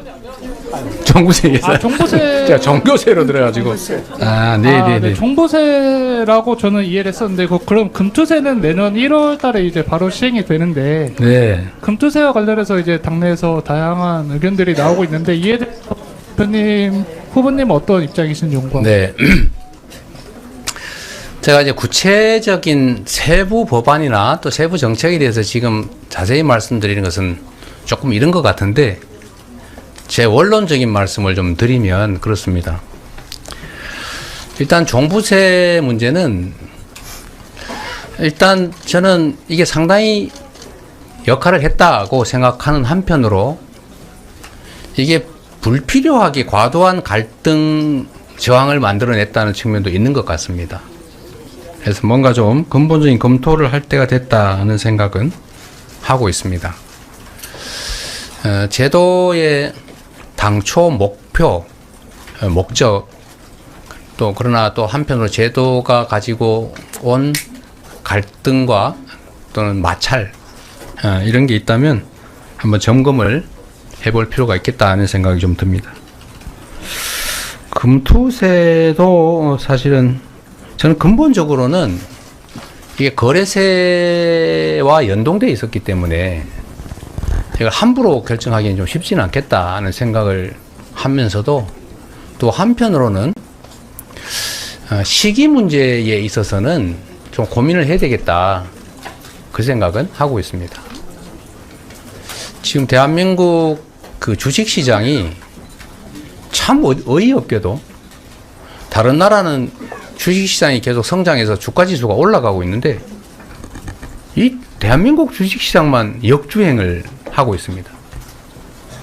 저는 대한민국 주식시장에 투자하시는 정말 그 많은 우리 국민들께서 업장이 무너질 거라고 생각합니다. 저도 90년인가부터 지금 제가 국회의원 돼서 주식을 중단하기까지 아주 오랜 세월 제가 주식 투자자였습니다. 물론 뭐 그 소위 소형 잡주 사서 깡통 찬 일도 많고 그러다 결국은 제가 대형 우량주 중심의 장기 투자라고 하는 원칙을 지키면서 꽤 복구도 하고 뭐 나름 이익도 좀 얻었습니다만 지금처럼 주식시장이 불투명하고 불공정하고 또 대한민국 경제의 미래가 어두워서야 그 주식 투자할 수 있겠습니까? 열심히 투자하면 누가 매집하고 어디 작전 써가지고 이상한 가짜 정보 흘려가지고 주가 올렸다가 덤탱이 씌고 도망가고 그리고 주식이라고 하는 게 회사의 그 실체를 반영하는 건데 알맹이 쏙 빼가지고 자회사 만든 다음에 자기들끼리 나눠 가져버리고 이런 주식시장에 누가 희망을 갖고 투자하겠어요? 그뿐만 아니라 경제는 안정이 가장 중요한데 이게 언제 전쟁이 날지 모른다. 무슨 오물풍선이 날아다니고 막 거기다가 대북 확성기 켜고 봐도 원점 조준 사격하고 뭐 또 무슨 뭐 언제 충돌이 발생할지 모른다고 뭐 사격 훈련, 실사격 훈련 한다고 부딪히고 이러면 경제가 살겠습니까? 투자가 활성화 되겠어요? 이게 지금 주식시장이 안 그래도 어려운데 아예 그냥 망하라고 고사를 지내는 것 비슷한 상황이 벌어지고 있습니다. 그냥 전 세계에서 주가 지수가 떨어지는 정말로 몇 안 되는 나라가 됐죠. 이런 상태에서 금투세라고 하는 거를 그냥 예정대로 하는 게 정말로 맞냐? 저는 기본적으로 필요한 제도라고 생각하고 거래세와 대체한 제도이기 때문에 없애버리는 것에 대해서는 저는 신중한 입장이긴 합니다만 이 주식시장이 이렇게 악화된 주 원인을 정부가 제공했는데 그 피해마저도 그 중에 가끔씩 조금 올랐는데 거기다 세금 때려버리고 이게 너무 억울할 수도 있겠다. 그런 생각이 들어서 좀 시행 시기 문제는 좀 고민을 해봐야 되지 않을까 그런 생각을 하고 있습니다. 네. 네, 또 다른 분. 머니투데이 기자님 질문하실 건가요? 네, 여기 네. 오래 기다리셨는데. 안녕하세요. 이제 곧 끝내야 될 거 아니에요. 너무 오래 갔죠? 마지막 질문으로 하고요. 전당대회 기간 중에 기자간담회를 통해서 또 정치안에 대한 일문일답을 진행하겠습니다. 마지막 질문으로 머니투데이 기자님 질문해 주시기 바랍니다. 네, 안녕하세요, 후보님. 머니투데이 이승주 기자라고 합니다. 원론적인 질문으로 마무리될 것 같은데 이제 원래 민주당이 지금 성과를 내는 일하는 민주당으로 그리고 국회를 보여주겠다고 하셨는데 사실 본회의에서 여야가 협치하는 모습을 보여줬을 때 유의미한 성과가 나올 수 있을 거라고 생각합니다. 여야 협치에 대해서 후보님의 고견이 있으실지 궁금합니다. 제가 저번 전당대회 출마하면서 몇 가지 약속을 드렸었는데 그 중에 하나가 강한 민주당, 이기는 민주당, 유능한 민주당이었습니다. 이기는 민주당, 사실은 총선에서 어쨌든 국민들의 성원으로 저희가 부족한 게 많지만 어쨌든 헌정사 최초의 큰 승리를 이루어냈습니다. 그래서 일면에 우여곡절은 참 많았지만 이기는 민주당으로 우리가 성과를 냈다는 점은 다행스럽게 자부심 느끼는 부분이기도 합니다. 유능한 민주당이 되기 위해서 참 노력했고 또 앞으로도 계속 노력할 것입니다. 국민들께서 더불어민주당의 야당으로서의 견제 역할, 감시 역할에 대한 기대를 당연히 하십니다. 야당은 원래 국정을 책임지는 존재는 아니기 때문에 국정을 협조하고 또 잘못된 건 고치고 잘할 수 있게 하는 존재겠죠. 국정에 대한 기본적인 책임은 정부와 여당이 지는 것입니다. 야당의 가장 본질적인 역할은 견제와 감시입니다. 그런데 여당이 워낙 뭘 하는 일도 없고 하자는 게 없어요. 야당이 하는 일을 발목을 잡습니다. 참으로 어처구니 없기도 하지만 안타깝기도 한 냉엄한 현실이죠. 그래서 국민들께서 그런 기대를 하고 계신 거 압니다. 민주당이라도 잘해라. 민주당이라도 역할을 해야 되는 거 아니냐. 이런 기대를 하시다 보니까 협치에 대한 열망이, 욕구가 많으신 것 같습니다. 그런데 말씀드린 것처럼 더불어민주당은 정부의 이 정말 납득하기 어렵고 정말 이해할 수도 없고 기가 막힌 국정의 실패 또 국정의 오도에 대해서 저희가 저지 활동도 열심히 합니다만 또 그 한편으로 다수 야당으로서 할 수 있는 일을 하기 위해서 노력하고 있습니다. 그 대표적인 게 아까 말씀하셨던 연금 개혁 문제죠. 그런데 보셨지 않습니까?